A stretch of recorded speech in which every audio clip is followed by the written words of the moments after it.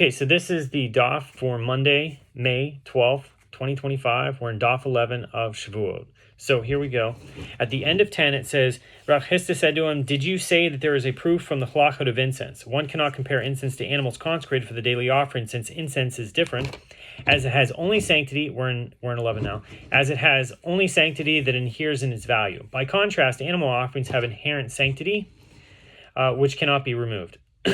Rabbah challenges Rav Chisda's claim about incense, or the ketoret. If that is so, it should not become disqualified through contact with one who was ritually impure, who immersed that day, but is still not regarded as fully pure until nightfall, as only items with inherent sanctity are disqualified in such a way. Why then is it taught in a Braita with regard to the incense? Once the priest has placed it in a mortar to grind it, it can be disqualified through contact with one who immersed that day. So Rabbah deflects a possible challenge. If you would say to defend your opinion that all items that have sanctity that adheres to their value are also disqualified through contact with one who immerses that day, that is not so. He explains, but didn't we learn in a Mishnah, so Me'ilah 9a, with regard to the ingredients of the meal offerings, one is liable for misusing them from when they are consecrated with sanctity that adheres in their value by the owner verbally dedicating them to the temple. Once they are further consecrated with inherent sanctity by being placed in a service vessel, they become fit to be disqualified, both through contact with one who immersed that day and through contact with one who has not yet brought an atonement offering to complete the purification process, and through being left overnight. Rabbah explains the proof. From this Mishnah, it is apparent that if the ingredients of the meal offering were consecrated with inherent sanctity by being placed in a service vessel, then yes, they can be disqualified through contact with one who has immersed that day. But if they were not consecrated by being placed in a service vessel, then they will not be disqualified through contact with one who immersed that day, as they have only sanctity that adheres in their value.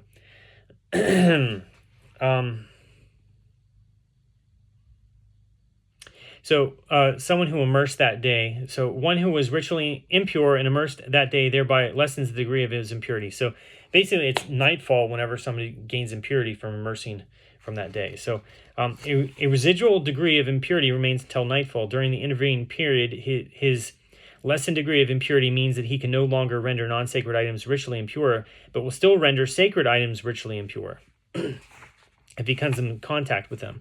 This applies only to items that have inherent sanctity, such as truma or sacrificial items.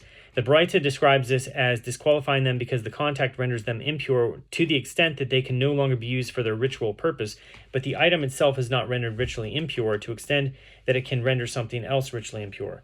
So it doesn't, it's not passing impurity, like if something becomes impure, then that can transfer impurity to something else. So this is talking about someone who immersed that day. It's not nightfall. Next page. Rav Chisda responds, "Rather, what do you say? Do you say that the surplus incense, or ketoret, which was only placed in a mortar but never in a service vessel, has inherent sanctity? But if that is so, it should be disqualified by being left overnight. Why then did we learn in a Mishnah, Me'ilah 10a, with regard to the handful of meal offering that the priest takes to burn on the altar, the frankincense, the incense, the meal offering of priest, the meal offering of the anointed priest, that is the high priest, the meal offering of libations, one is liable for misusing them from when they are consecrated by verbally dedicating them for their purposes. Once they are further consecrated with inherent sanctity by being placed in a service vessel, they become fit to be disqualified both through contact with one who immersed that day and through contact with one who has not yet brought an atonement offering to complete the purification process, and through being left overnight." Rav Chisda explains the proof. From this Mishnah, it is apparent that if these items were consecrated with inherent sanctity by being placed in a service vessel, then yes, they can have been disqualified by being left overnight. But if they were not consecrated by being placed in a service vessel, then they will not be disqualified by being left overnight, as they have only sanctity that adheres in their value. Apparently, even after the incense has been placed in the mortar, it still does not have inherent sanctity. Rabbah said to him, "Did you say that you can provide a proof from the disqualification that occurs as a result of the items being left overnight? One cannot do so, as incense is different, because even though it has inherent sanctity, it is not disqualified by being left overnight, since its form remains unchanged throughout the entire year. And this disqualification brought about by being left overnight applies only to a substance that spoils over time." The Gemara notes, in any case, Rav Chisda's initial question is still difficult, but the sanctity that was inherent in them, to where is it gone? Rabbah said with regard to the consecration of items for public offerings, such as the daily offerings and the incense, the court tacitly stipulates concerning them as follows.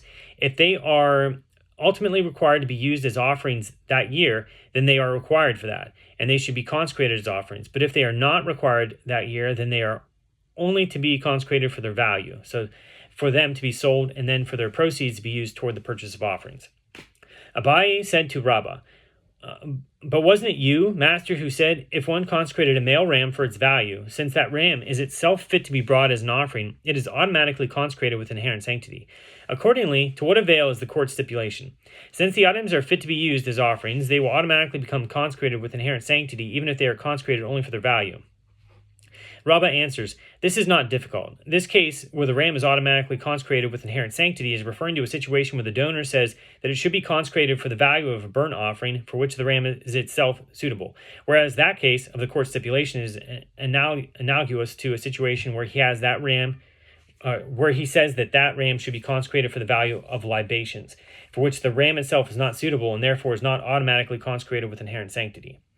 Abaye raised an objection to Rabbah's suggestion from that which is taught in Braita with regard to the bull and the goat of Yom Kippur that were lost, and once separated and sacrificed others in their stead, and likewise goats that were designated to atone for an act of unwitting public idol worship that were lost, and one separated and sacrificed others in their stead. In such cases, all of the lost animals, should they subsequently be found, shall be left to die. This is in accordance with the halacha that a sin offering whose owner has already achieved atonement is left to die. This is the statement of Rabbi Yehuda. Rabbi Elazar and Rabbi Shimon say they should graze until they become unfit by developing a blemish, and then they are sold and their proceeds are allocated for communal gift offerings. They are not left to die, because the halacha is that a communal sin offering is not left to die. Abaye explains this challenge. But why should it even be necessary to wait until the offering develops a blemish? Let us say here also that the court tacitly stipulates concerning them, so that if it ultimately emerges that they were not needed, then they should have only sanctity that inheres in their value, and therefore it should be possible to redeem them even if they do not develop a blemish. So Rabbah deflects the challenge. Did you say that there is a proof from the case of lost animals? Cases of lost animals are different because they are not common. Therefore, the court does not stipulate concerning such an eventuality. Abaye persists. But consider the case of a red heifer, which is not common, and yet it is taught in Braita, a red heifer may be redeemed for any disqualification that occurs to it. If it died, it shall be redeemed. If it was slaughtered in an improper place, it shall be redeemed. If another was found that is choicer than it, it shall be redeemed. But once the priest has slaughtered it properly on its arrangement of wood on the Mount of Olives, it can no longer be redeemed. Presumably, the reason it may be redeemed if a choicer one is found is that the court tacitly stipulates that such a case it should be consecrated with sanctity that inheres in its value. It is apparently that even in uncommon cases the court makes such stipulations.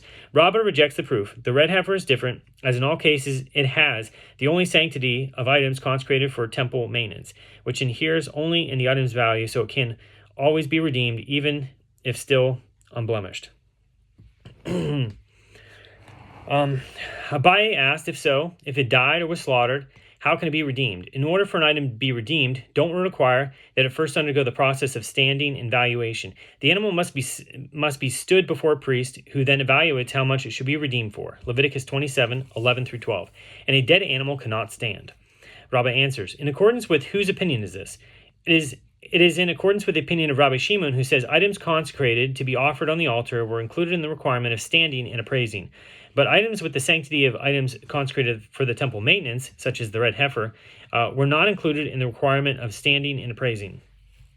Abaye asks, if you claim the Braita is in accordance with the opinion of Rabbi Shimon, then say and try to justify the latter clause, which states, once the priest has slaughtered it properly on its arrangement of wood on the Mount of Olives, it can no longer be redeemed. And this statement is not consistent with Rabbi Shimon's opinion, as isn't it taught in a Braita? Rabbi Shimon says that the meat of a red heifer that was slaughtered properly is susceptible to becoming ritually impure with the ritual impurity of food, even though it is prohibited to partake of it in its current state, since it had a time when it was fit to be eaten. And in explanation of when it was fit to be eaten, Reish Lakish says, Rabbi Shimon would say that a red heifer may be redeemed even while it was upon its arrangement of wood. It is considered to be fit to be eaten due to the potential to redeem it, which would allow one to then partake of it.